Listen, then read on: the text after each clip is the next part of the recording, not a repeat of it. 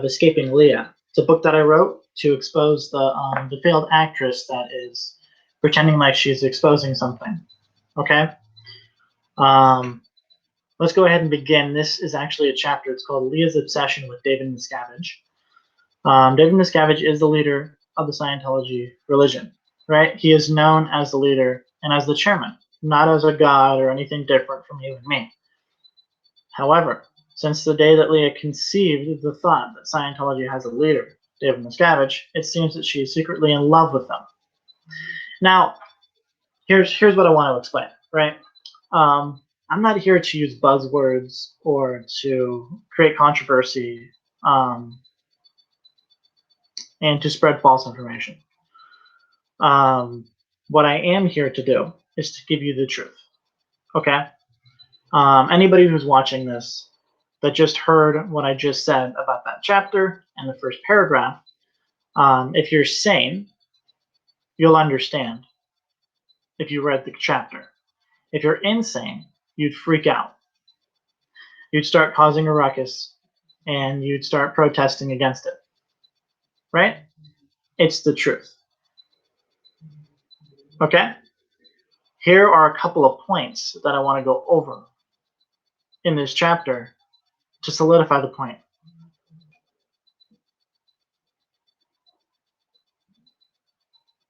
One, before being expelled, Leah requested that she be the advisor for David Miscavige. She was declined. She wouldn't take no for an answer.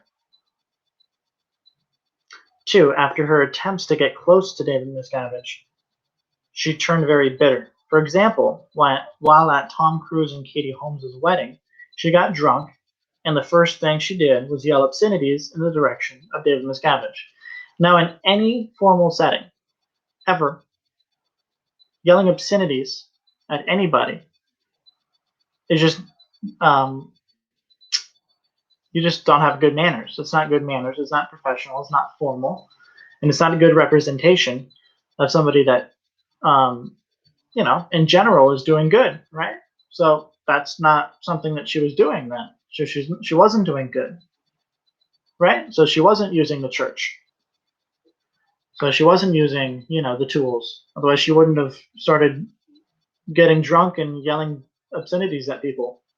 Especially, you would have respect for somebody that's putting his life on the line to ensure that the religion is protected, that nobody alters the technology and the scriptures of L. Ron Hubbard, and also is expanding the religion and ensuring that the humanitarian programs are being utilized correctly and are also expanding. You would think you would have respect for that person, right? Whoever that is, right? You would have respect for the Pope. If the Pope walked by, right? Pope walked by, you would have respect for the Pope, regardless of if you're in the religion or not. You just have respect for him, right? You'd have respect for a priest. You'd have a respect for a pastor. A reverend, whatever.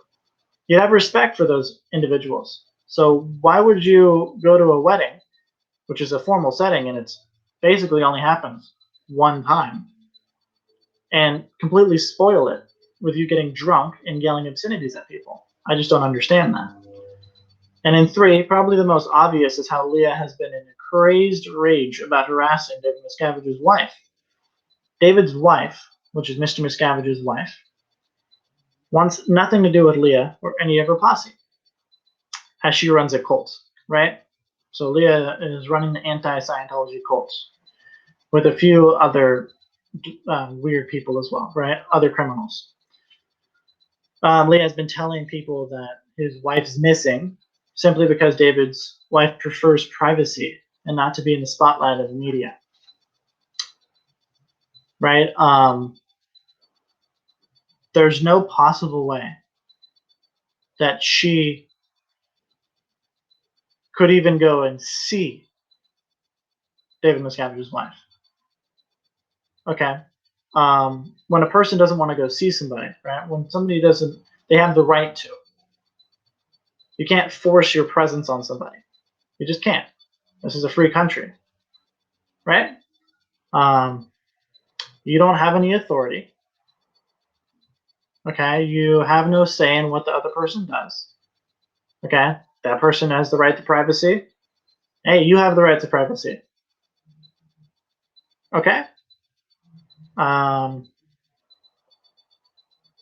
here's a quote from what Leah Remini's right hand man, under penalty of perjury in the United States of America.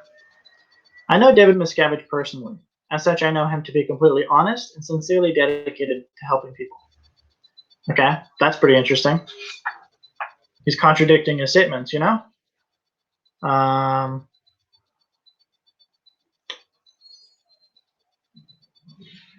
this is again Leah Remini's right hand man, again under penalty of perjury in the United States of America.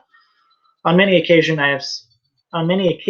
I have seen David go out of his way to help others. I will recall 2 times where I took ill, and it was David who called the doctor and personally ensured everything possible was done to help me recover.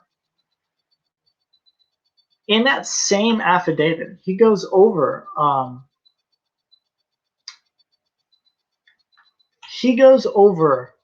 various um, ways David Miscavige and his wife Shelley um, helped Mike Rinder when he was ill, when he was having troubles or whatever.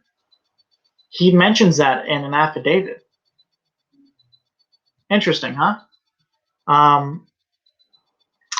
But then I'm going to end this off with a quote again from Lee Ramini's right hand man under penalty of perjury in the United States. This is what he has to say. The sheer volume of despicable allegations made about him, David Miscavige, are intended to create the false impression that where there is smoke, there is fire.